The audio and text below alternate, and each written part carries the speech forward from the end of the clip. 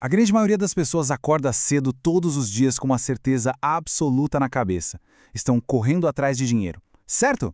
Bom, e se os dados mostrarem exatamente o oposto? Sejam muito bem-vindos a mais uma análise. Hoje, a gente vai explorar um paradoxo psicológico que é, no mínimo, fascinante e que está bem no centro da ambição financeira. Quando a gente olha para a nossa relação com o trabalho e com o planejamento do futuro, é muito automático assumir que o objetivo final é acumular riqueza, ponto final. Mas, mergulhando nas camadas mais profundas do comportamento humano, a partir do nosso material de origem de hoje, a história muda de figura. A jornada rumo ao sucesso financeiro esconde uma motivação bem diferente daquela que a gente costuma imaginar. E entender o porquê dessa ilusão, olha, isso pode mudar o jogo completamente na forma como enxergamos o crescimento real. Vamos direto ao ponto. As pessoas realmente querem dinheiro ou só estão buscando segurança? Essa é a grande questão, a âncora de toda a nossa exploração de hoje. O instinto natural de qualquer um é responder na lata, mas é claro que a gente quer dinheiro. Só que a nossa fonte provoca um olhar afiado para o que existe nos bastidores desse desejo universal de ter uma conta recheada. Existe uma diferença simplesmente colossal entre a busca real pela prosperidade e a busca desesperada para aliviar o medo. Na real, o que faz tanta gente trabalhar sem parar não é a vontade de ser livre ou rico, mas sim a urgência de montar uma rede de proteção. É aquele anseio profundo de parar de sentir que algo vai faltar logo ali na frente. E é exatamente aí que a confusão se instala na mente. E isso nos leva à primeira parte do nosso estudo, a ilusão central, o medo que adora usar um disfarce. Desmascarar esse conceito é essencial. Na prática, o desejo por dinheiro atua muitas vezes como uma máscara bem elegante para um medo paralisante.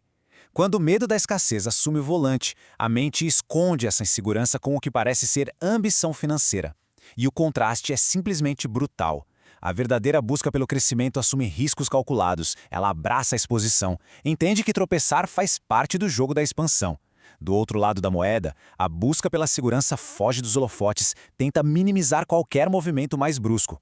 Imagina aquele profissional incrível, super capacitado, que recusa uma promoção para uma área nova só para não arriscar a estabilidade da mesa atual, e ainda se convence de que está sendo apenas prudente. O resultado?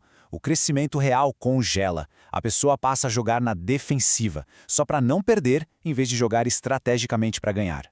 A raiz de tudo isso está nos significados que o nosso subconsciente gruda no dinheiro. Porque, vamos ser sinceros, o cérebro raramente processa as finanças só como papel ou números na tela do celular. Segundo as notas da pesquisa, o dinheiro significa coisas muito mais profundas. Proteção contra os golpes da vida, validação de que somos competentes, um passaporte de pertencimento a um grupo, poder para influenciar situações, ou até mesmo a velha e boa aceitação humana. E o grande problema é que, dependendo do que a mente associa a esses recursos, o desenvolvimento pessoal pode simplesmente travar. Se lá no fundo o cérebro entende que dinheiro serve estritamente para parar de se sentir ameaçado, qualquer oportunidade que exija sair da zona de conforto vai soar como um alarme de perigo terrível, bloqueando o caminho para o sucesso. É assim que entramos na parte 2. O custo da segurança. A nossa prisão invisível. Buscar segurança é uma necessidade básica, indiscutível. Todo mundo precisa de um teto, claro. Mas, quando a busca por essa estabilidade vira o único motor das decisões da vida, as coisas começam a encolher de um jeito muito perigoso. A diferença entre apenas sobreviver e viver de verdade é gritante. Sobreviver é engolir aquele trabalho que não traz mais nenhum pingo de desafio, única e exclusivamente porque ele paga os boletos. É ficar em realidades que não fazem mais o menor sentido, só porque parecem um porto seguro. Já a vida real, viver de verdade, isso exige avançar, se movimentar, ter a ousadia de construir uma jornada memorável. Quando o foco é só sobrevivência, as tentativas de inovar são esmagadas pelo pânico de que tudo dê errado. E tudo isso bate em uma verdade visceral do nosso material. Segurança demais também aprisiona. A gente tem o costume de associar a palavra prisão a algo ruim, doloroso, mas uma zona de conforto perfeitamente previsível também é uma cela. Quando a gente abre mão de infinitas possibilidades para continuar estagnado num lugar inofensivo, o progresso simplesmente para. E a ironia gigantesca é que, tentando evitar os solavancos do mundo lá fora, acaba se criando um sofrimento interno super silencioso, o aprisionamento da própria estagnação. E olha, esse aprisionamento não acontece do dia para a noite, não. É um padrão silencioso, um passo a passo que chamamos de o ciclo dos sonhos encolhidos. Começa com um medo profundo do desconhecido. Como falta aquela crença firme na própria capacidade de prosperar, o cérebro pula rápido para o passo 2, negociar as ambições para baixo. Tudo de forma inconsciente. Pensamentos conformistas começam a dominar a rotina. E aí, no passo 3, a armadilha se fecha com a adaptação definitiva.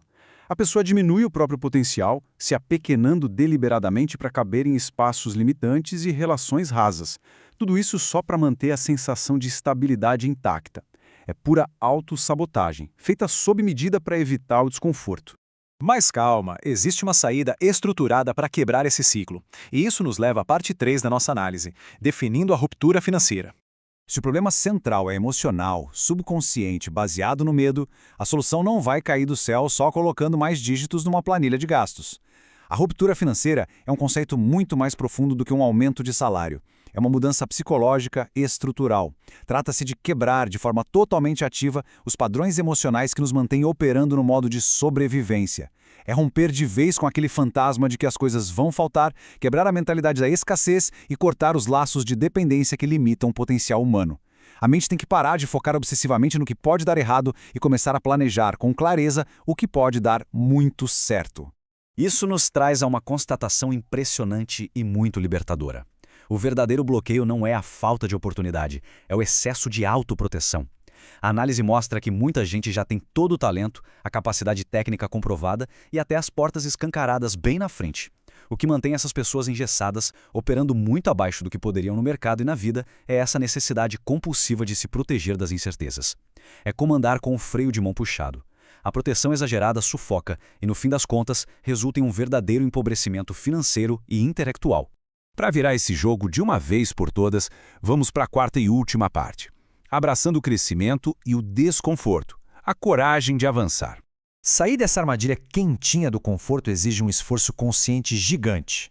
O verdadeiro crescimento tem regras claras para quem quer desligar o modo de sobrevivência. Primeiro, é obrigatório abraçar o desconforto. Não tem atalho, crescer sempre exigiu sair da área conhecida. Segundo, cultivar a coragem. Ter uma direção incrível não serve de nada se não houver a bravura de caminhar até lá. Terceiro, gerar movimento constante, em vez de recuar para o cantinho conservador. E o quarto, que talvez seja o maior desafio de todos, sustentar essa nova postura. Porque não adianta dar um passo super audacioso hoje e amanhã voltar correndo assustado. É a consistência que pavimenta a rota de fuga dessa limitação. Basear as grandes escolhas da carreira e da vida apenas na fuga das inseguranças simplesmente não funciona. Como o texto conclui com maestria, ninguém constrói uma vida memorável vivendo apenas para evitar a dor.